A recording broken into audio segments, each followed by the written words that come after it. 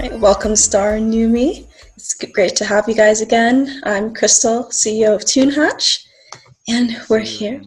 Yeah, we're here today to talk about shadow work in Technicolor. Shadow work in Technicolor. Let's go. Yeah. So to start off, why don't we talk about the intro, Boylston Street. Okay, cool. The intro track's got a poem by our friend Leif Weigel. Mm-hmm. We met them at Berkeley in the poetry scene, and that was a poem that they wrote right before they left Boston.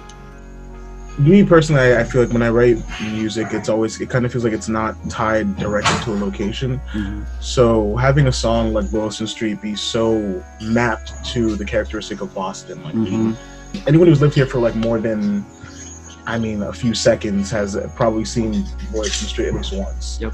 You know, it's just very much so part of the Boston scene. So having a song that captures part of that vibe and starting off with such a title like poem, I don't know, it felt like it's what needed to be done for the beginning of that tape.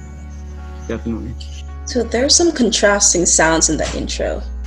What you just described, the poem, it was very tranquil, almost ethereal. And then we go into who I believe is Star with very punchy lines, and the sound changes a bit. We were trying to capture this feeling of starting off at home, like Boylston Street. It's bustling. You know, you have a lot of the best musicians in Boston who just live there, and it's fun to be around these really world-class musicians, and then you just hang out at a party and it's normal. Yeah. That transition kind of marks for us like this move into like being in transit. I think in our last interview we talked about this project being called Songs About Touring. What it evolved into was shadow work in Technicolor over quarantine. So we were trying to capture that move from being at home in Boston to starting to be on the road moving. And that poem that I recited over on top of it, a lot of it comes from these ideas that Neumi and I had in our car rides. Like, you know, it's the farther away that you seem to get away from like your physical home, the more at home you have to find in yourself. Yeah. And that's kind of the feeling we were trying to get at. Yeah, a certain aspect of like, I've always tied it to saying like, you know, in certain aspects of my life, I've always felt like a nomad or having nomadic tendencies. I never really want to stay in one place too long. But the funny thing about that process is that I never feel like I'm not at home somewhere, because I carry my home with me. Like, I realized for me, my jackets that I tend to wear tend to be my home because I bring everything in them. Like, I fill the pockets with my phone, my wallet, various things that I'm like grabbing on the road. I kind of just stuff in my jacket to keep with me. Exactly. Phone, keys, wallet, Bitcoin. Exactly. You know, you get used to that idea of, you know, if you have to be on the road a lot or if you have to travel a lot, you find what makes you the most comfortable and what's the most essential to you as your DNA, and then that's what you bring with you, whether it's a certain mentality, a vibe, or if it's actual physical possessions. And so I feel like that track is a good way of expressing that. It's that the chaos, the competitiveness and community of Boylston Street, and then taking that vibe and how it influenced a lot of us going out into the world and like bringing that energy with us, but also trying to find who we are inside of that. Exactly. So I think that's a good segue into the fact that you guys included 3 interludes throughout this album, and for the most part, they really delve into those deep feelings, those things that are important in life and perhaps that we don't always talk about openly very much. So do you want to talk about that a bit?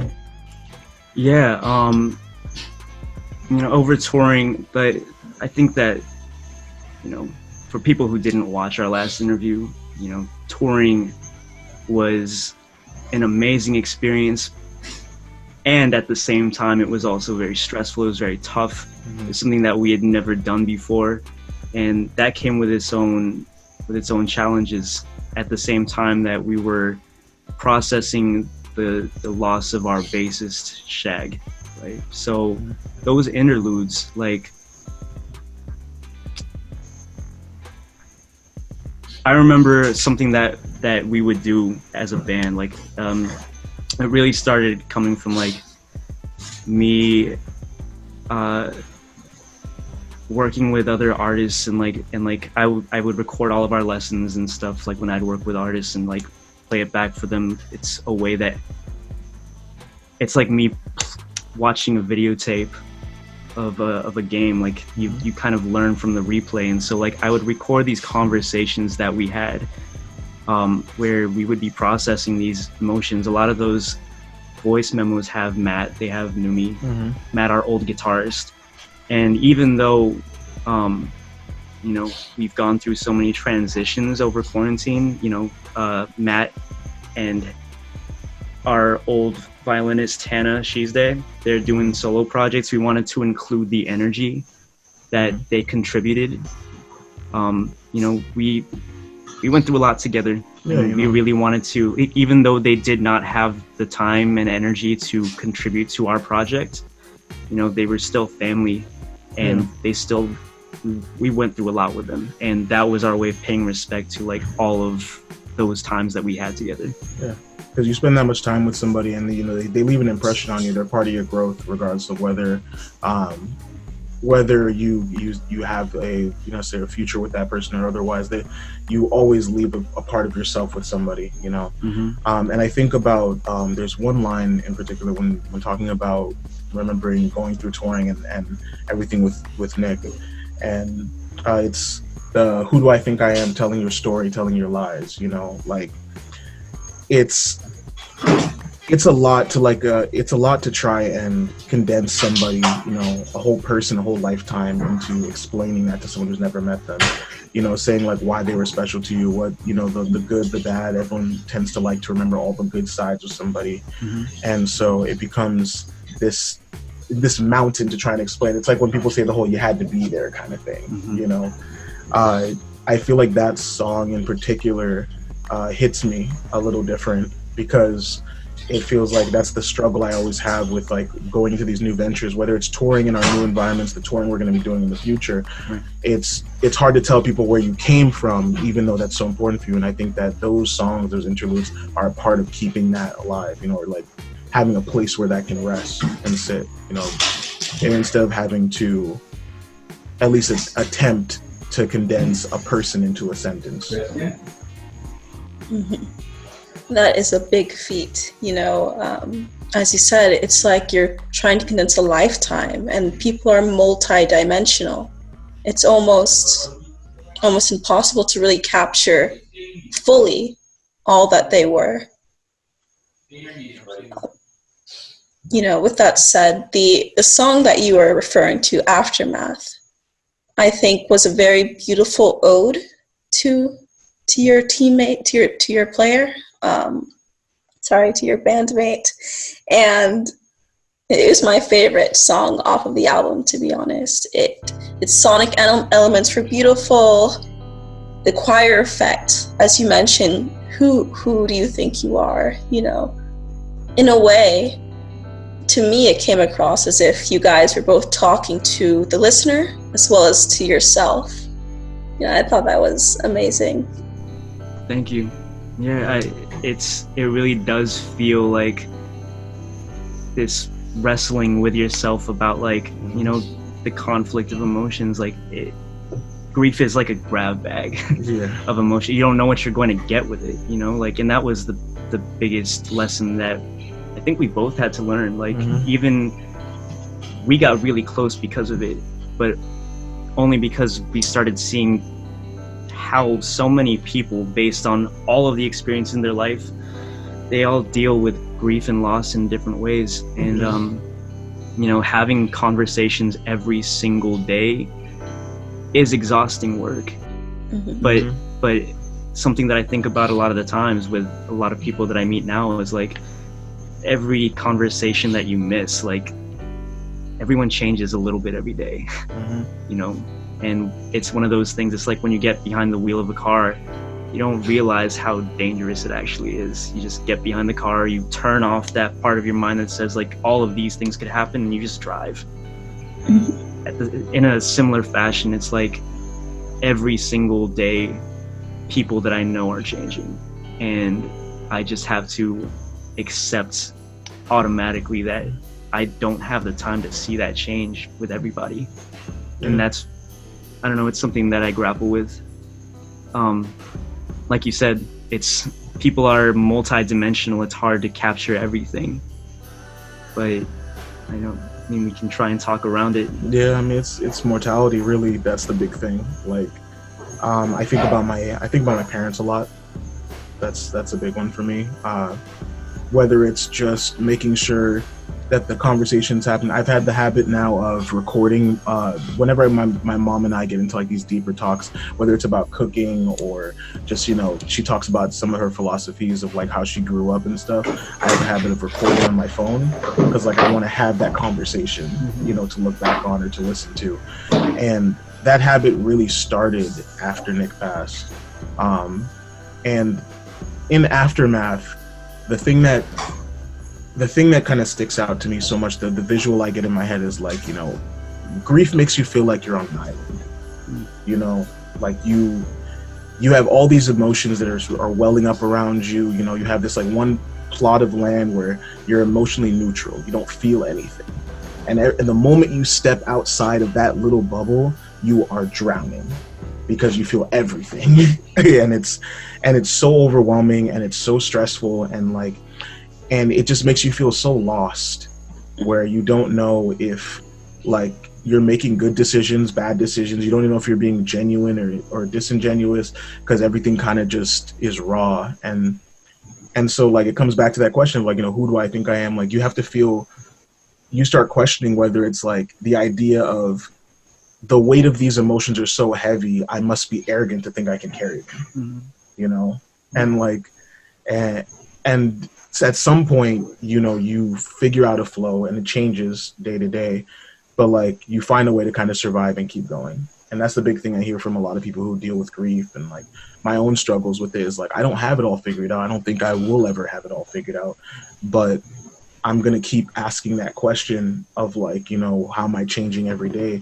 and looking at my connections with people and trying not to be anxious about the moments I miss, because I want to make sure the moments that I am there for matter. In a previous interview, Neumi, you talked about how the validity of feelings sometimes we believe is based upon our ability to speak about them outwardly to others. How do you think shadow work either validates or invalidates that concept? I think shadow work, a lot of it is about facing the emotions that we ourselves avoid. Like it's a lot of internal dialogue, and then not being afraid to, once you understand that internal dialogue, to be able to express it outwardly. So I think in a way, it's showing another part of the process that leads to that validity. I think the bigger point of an emotion is to understand if you accept it as true, or if you accept it, or if you deny it. So if I feel upset over something that's happened, I can ask myself if I resonate with that emotion. I'm saying, yes, I do feel upset. I think this emotion is valid. Or I can invalidate myself and feel ashamed of it, and I shove this emotion down. I try to make myself feel something else. With something like shadow work, the whole goal, because of quarantine, because of life, because of all the conversations in that time period, it was really just about being reflective and being able to like talk about the ugly sides of things. Like one example I come back to a lot is that for me personally, and like this, different people can have different opinions on it, but I refuse to see Nick only as a golden child in my eyes. Like Nick had certain moments where he annoyed me. Because we're two different human beings. We don't agree on everything, but it makes him human to me. I get to remember how he was actually like. I get to remember some of the best memories I have of him is how we would squash moments we argued. Because like one moment, Nick is the type of person where he can be so bluntly, heavily, stubbornly fixated on a point. Like you cannot argue with this guy and expect him to say you're right if he like knows he's right,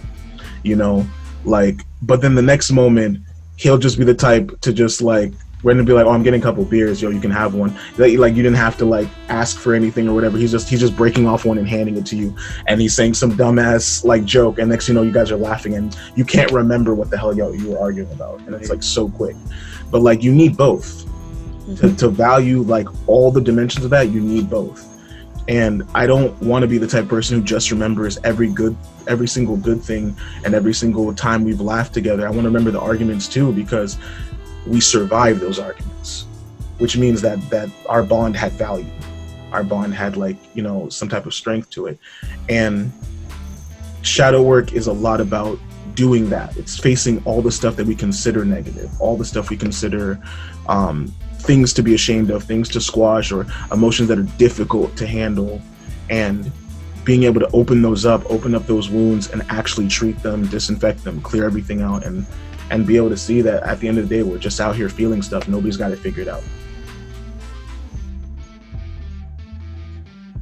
So when it comes to that concept of the shadow, for people who are not used to that terminology, can we talk a little bit about what it means to bring that shadow forth and incorporate it into who we are as individuals? Do you want to take this one? I'd actually like to hear your thoughts on this. Okay. You're the one who taught me about shadow work. Yeah.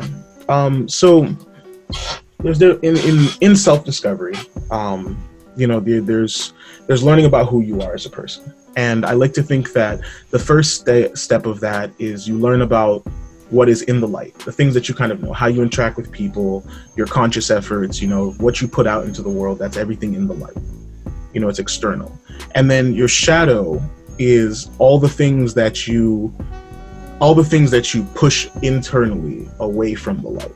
Things that you don't want people to see, things that you don't want yourself to see sometimes, the lies you tell yourself. Like somebody who's bad with money who says they're great with money all the time.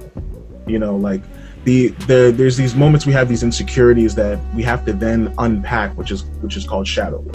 Mm-hmm. And it's kind of like a radical view. Instead of looking at it as like I'm uncovering all these negative things to fix, as like these negative things are a problem. It's more so to say I'm unpacking these things to understand. You know, what all these things that are my shadow, all these things that are emotions that I normally keep buried, there are parts of me that I am hiding, so I can't know my true self without knowing this part of myself. Mm-hmm. And so you take the time to then bring up those conversations, bring up those emotions, and face them. And sometimes it means that you think some very, what would be quote unquote ugly thoughts without judging them. You know, like sometimes there's problematic thoughts in there, and like instead of being scared to think that problematic thought, it means really unpacking why you think that, rather than just being like, that's a bad thing to think, let me just get rid of it. Mm-hmm. And once you go through that process, you start to then figure out, okay, which one of these things aren't as bad as I actually thought they were, because they're just, you know, another aspect of who I am. With some of these things, you know, now that I accept that they're a part of me, I can change them, because I can change anything about myself that I want.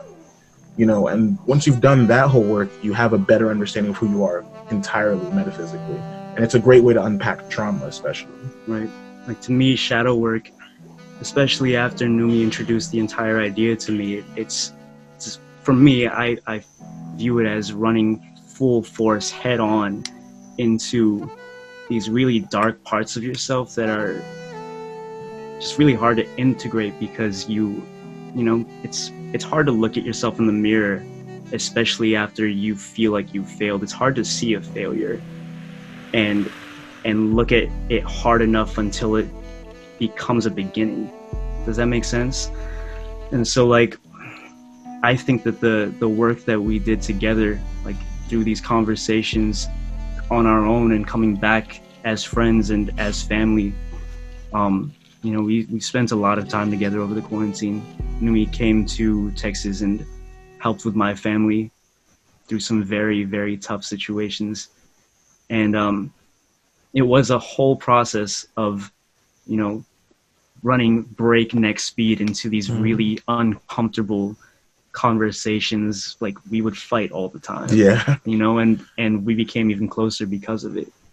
Mm-hmm. And, you know, it may sound kind of cliche, but like every scar tells a story, right? Mm.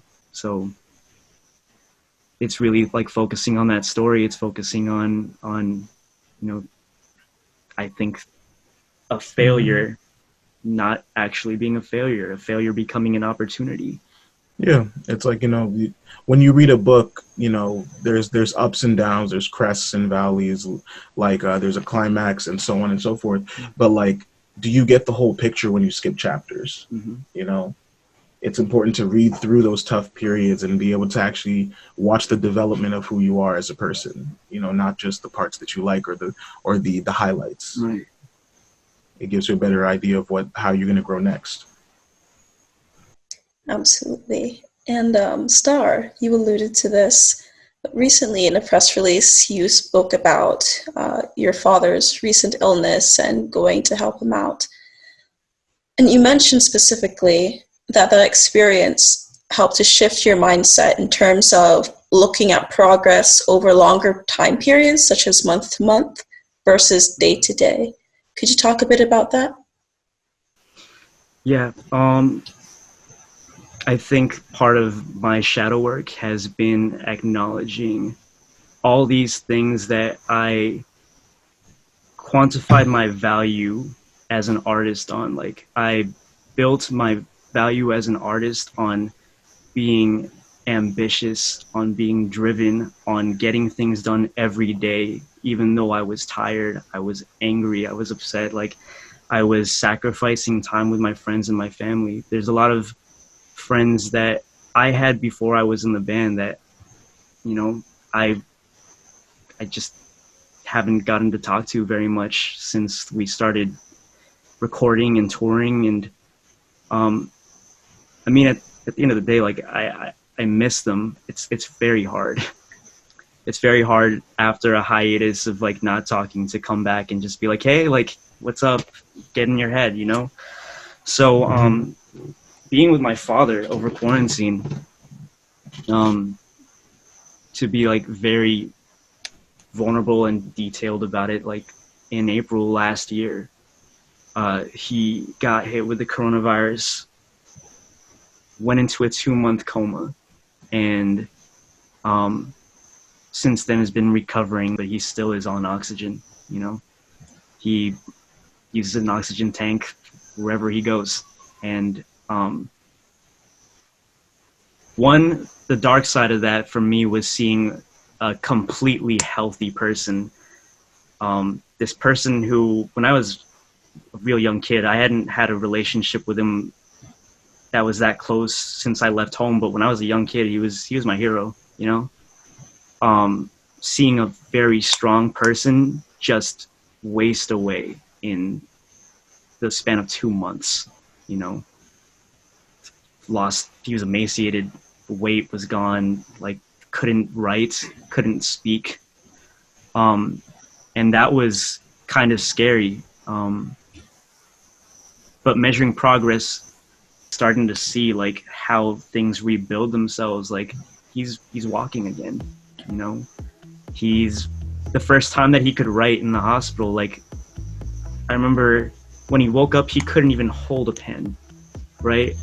And I remember sitting next to him and being like, trying to coach him through it, just like, you can do this, like, we're just gonna go through the letters one by one by one. I stayed up all night until they kicked me out of the hospital, just doing that with him.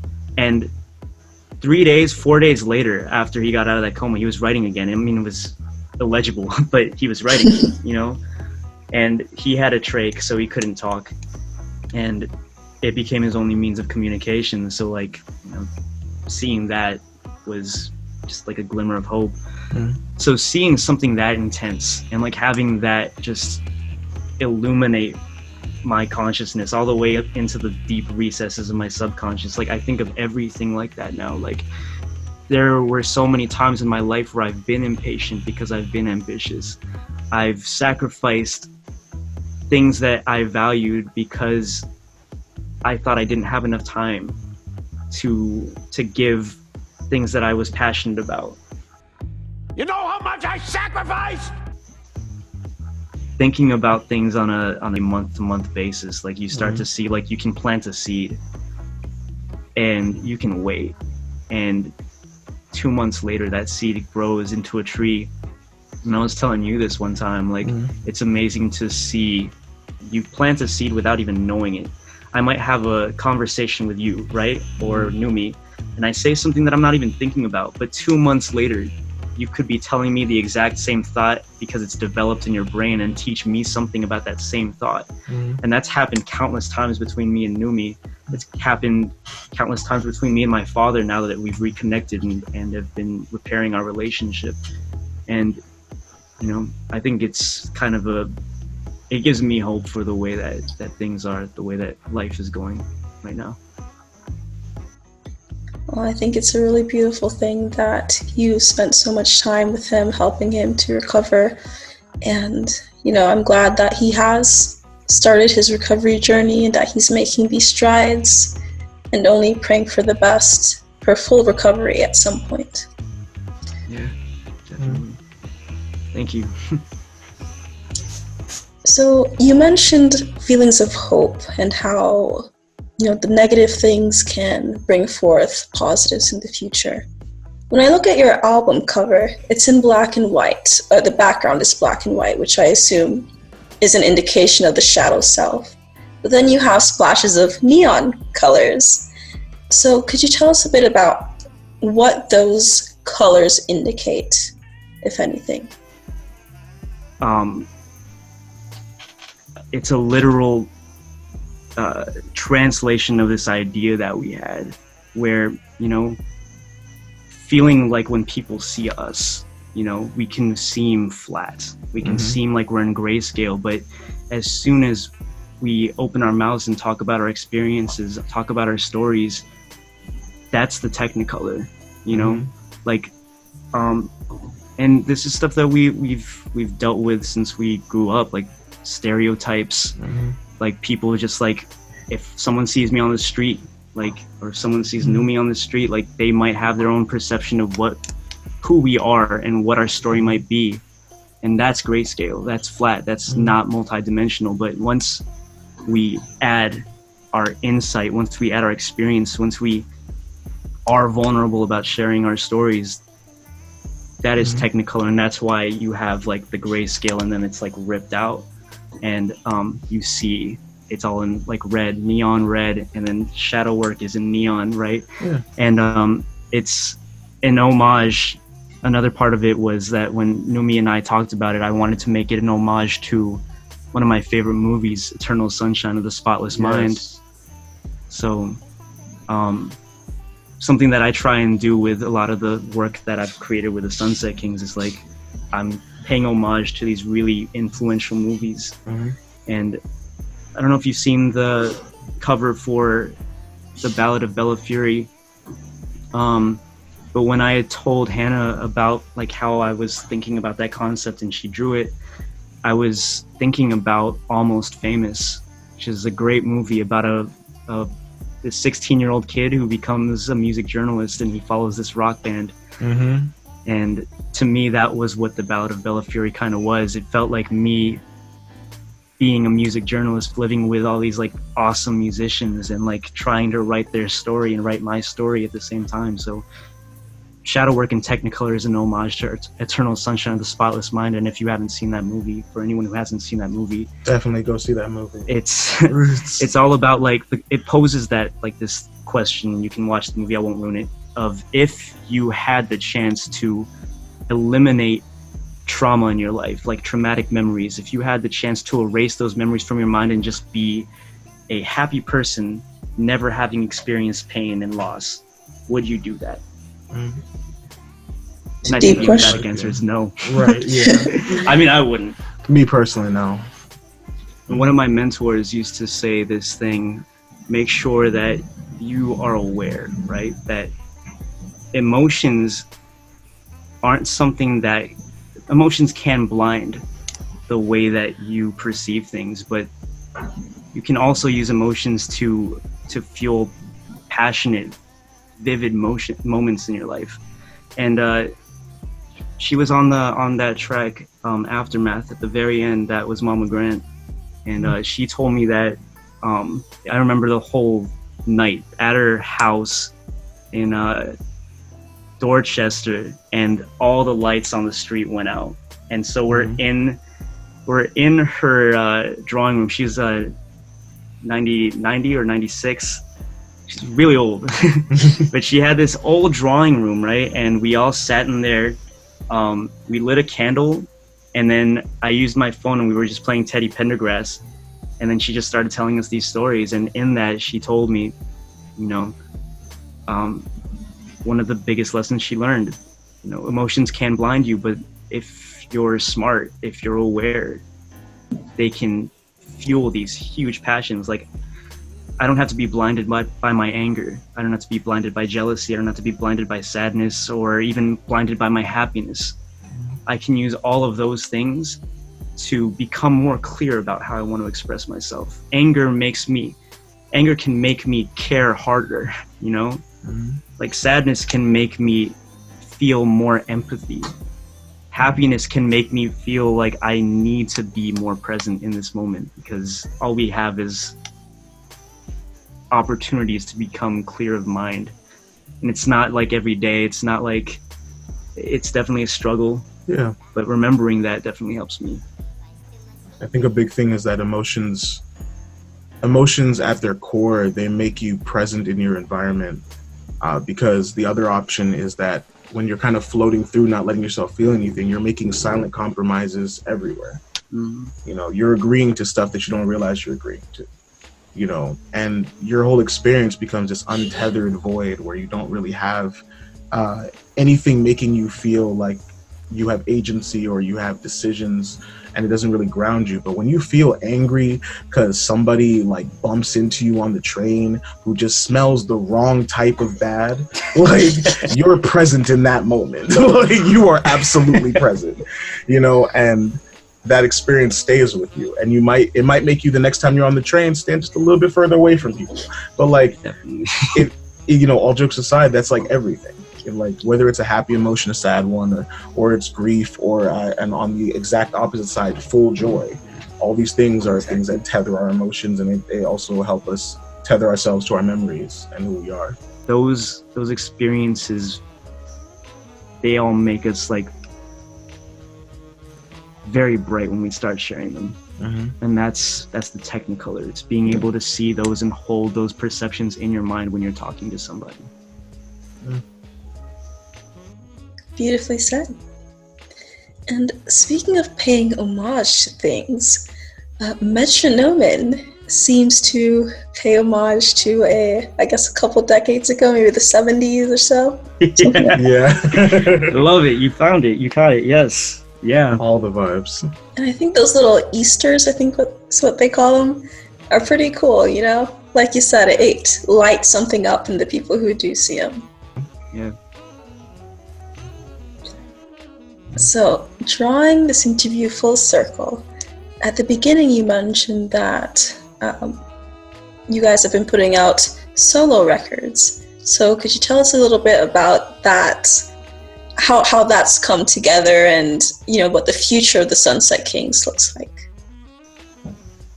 Shadowwork in Technicolor is something I could never have ever imagined, and that's why to me it's one of the most beautiful albums I've ever gotten the opportunity to work with or work on. Like, I'm really grateful for it, because 2015 me could never have imagined being able to write on something like that, you know, and have the conversations that I did with the people that I got to. So